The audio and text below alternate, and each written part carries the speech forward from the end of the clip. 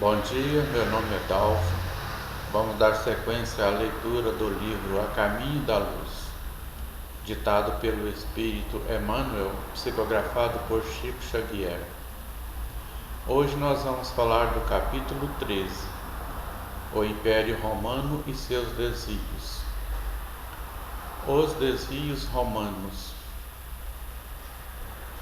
Reportando-nos ainda às conquistas romanas, antes da chegada do Senhor para as primeiras florações do cristianismo, devemos lembrar o esforço despendido pelas entidades espirituais junto das autoridades organizadoras e conservadoras da República, no sentido de orientar-se a atividade geral para um grande movimento de fraternidade e de união de todos os povos do planeta. Os pensadores que hoje sonham a criação dos Estados Unidos do mundo, sem os movimentos odiosos das guerras fratricidas, podem sondar os desígnios do plano invisível naquela época. A Grécia havia perscrutado, na medida do possível, todos os problemas transcendentes da vida. Nas suas lutas expiatórias, transferira as suas experiências e conhecimentos para a família romana, então apta para as grandes tarefas do Estado. À força de educação e de amor, poderia esta última unificar as bandeiras do orbe, criando um novo roteiro à evolução coletiva e estabelecendo as linhas paralelas do progresso físico e moral da humanidade terrestre. Todos os esforços foram despendidos nesse particular pelos emissários do plano invisível, e a prova desse grandioso projeto de trabalho unitário é que a obra do Império Romano foi das mais primorosas em matéria educativa, com vistas à organização das nacionalidades modernas. O próprio instinto democrático da Inglaterra e da França, bem como as suas elevadas obras de socialização, ainda representam frutos da missão educativa do Império no seio da humanidade. O caminho dos romanos ficou juncado de sementes e de luzes para o porvir. A realidade, contudo, é que se os mensageiros do Cristo conseguiram a realização de muitos planos generosos no seio da comunidade de então, não podiam interferir na liberdade isolada da grande maioria dos seus membros. Os abusos da autoridade e do poder. Em breve, os abusos da autoridade e do poder embriagavam a cidade valorosa. Toda a sede do governo parecia invadida por uma avalanche de forças perversoras das mais baixas esferas dos planos invisíveis. A família romana, cujo esplendor espiritual conseguiu atravessar todas as eras, iluminando os agrupamentos da atualidade, parecia atormentada pelos mais tenazes inimigos ocultos que aos poucos lhe minaram as bases mais sólidas, mergulhando-a na corrupção e no extermínio de si mesma, dada a ausência de vigilância de suas sentinelas mais avançadas. Denso nevoeiro obscurecia todas as consciências, e a sociedade alegre e honesta, rica de sentimentos enobrecedores, foi pasto de crimes humilhantes, de tragédias lúgubres e miserandos assassínios. As classes abastadas aproveitavam a pletora de poder, instalando-se no carro da opressão, que deixava atrás de si um rastro fumegante de revolta e de sangue. Os Gracos, filhos da veneranda Cornélia, são quase que os derradeiros traços de uma época caracterizada pela administração enérgica mas equânime, cheia de honestidade, de sabedoria e de justiça. Os chefes de Roma. Depois de Caio, assassinado no Aventino, embora se fizesse supor um suicídio, instala-se definitivamente um regime de quase completa dissolução das grandes conquistas morais realizadas. Sobe Mário ao poder depois das vitórias contra Jugurta e contra os germanos, que haviam por sua vez invadido o território das Gálias. Mas os antagonismos sociais levam Sila ao poder, travando-se lutas cruentas, como vésperas escuras de sangrentas derrocadas. Em seguida surgem Pompeu e a Revolução de Catilina, muito conseguindo a prudência de Cícero em favor da segurança da cidade. Verifica-se, logo após, o primeiro triunvirato com a política maneirosa de Caio Júlio César, que se alia a Pompeu e a Crasso para as supremas obrigações do governo. As citações históricas, todavia, desvariam os objetivos do nosso esforço. Nossa intenção é mostrar que o determinismo do mundo espiritual era o do amor, da solidariedade e do bem, mas os próprios homens, na esfera relativa de suas liberdades, modificaram esse determinismo superior no curso incessante da civilização. Os generais romanos podiam conquistar a ferro e fogo, desviando-se dos objetivos mais sagrados dos seus deveres e obrigações, levando aos outros povos, pela força das armas, os lianos que somente deveriam utilizar com a sua cultura e experiência da vida.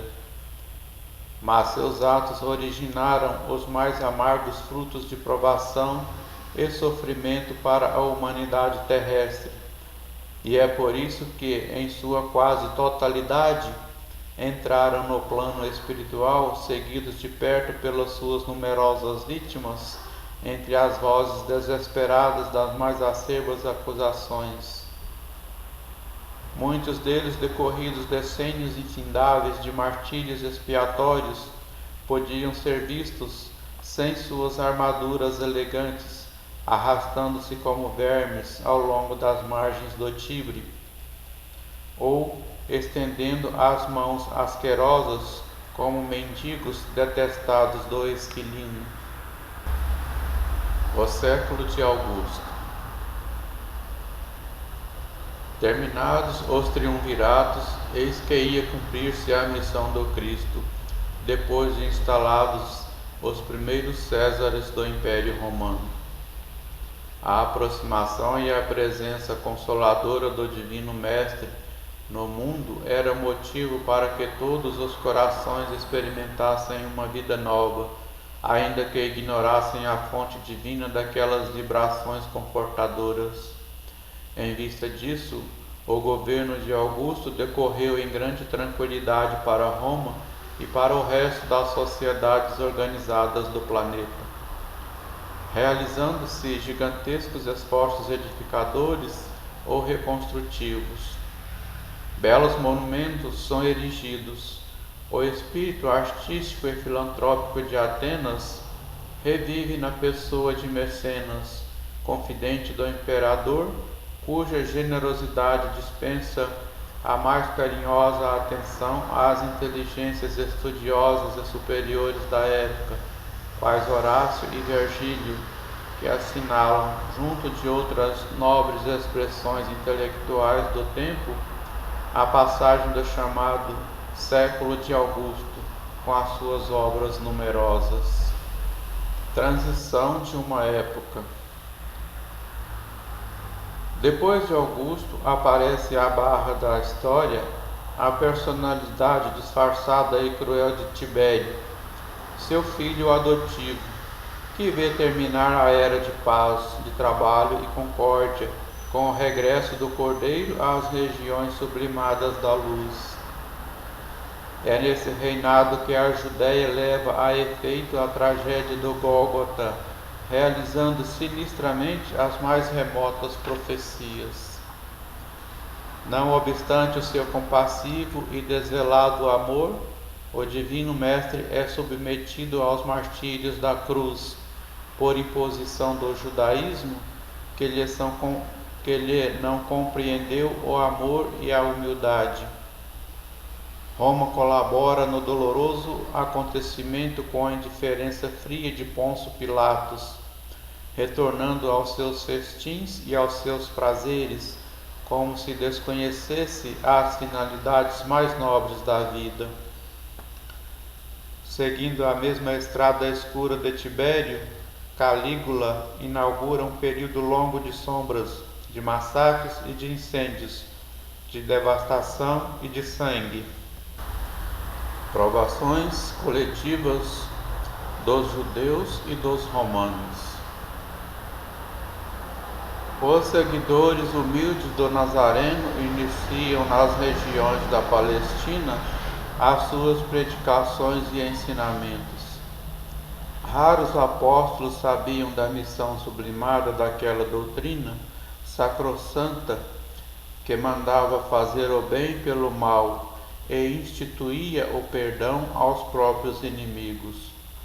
De perto seguem-lhes a atividade os emissários solícitos do Senhor, preparando os caminhos da revolução ideológica do Evangelho.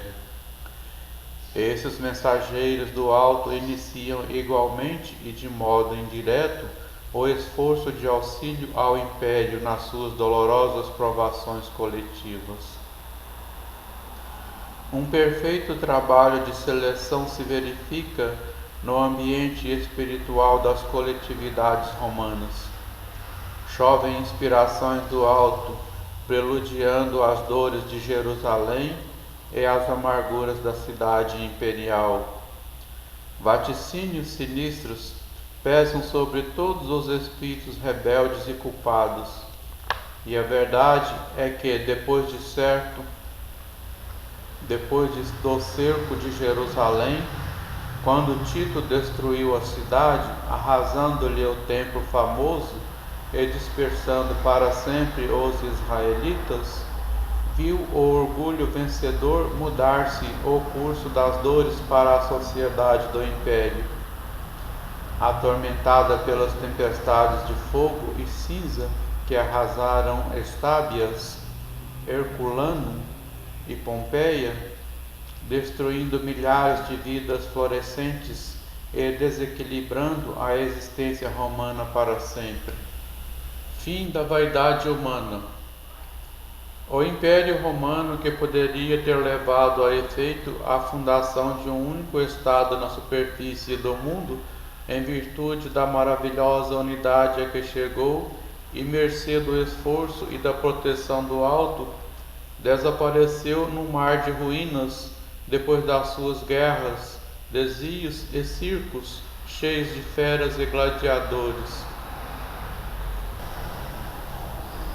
O imenso organismo apodreceu nas chagas que lhe abriram a incúria e a impiedade dos próprios filhos, e quando não foi mais possível o paliativo da misericórdia dos espíritos abnegados e compassivos, dada a galvanização dos sentimentos gerais na mesa larga dos excessos e prazeres terrestres, a dor foi chamada a restabelecer o fundamento da verdade das almas.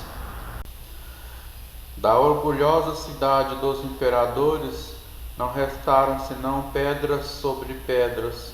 Sob o látego da expiação e do sofrimento, os espíritos culpados trocaram a sua indumentária para a evolução e para o resgate no cenário infinito da vida. E enquanto muitos deles ainda choram nos padecimentos redentores, gemem sobre as ruínas do Coliseu de Vespasiano os ventos tristes e lamentosos da noite.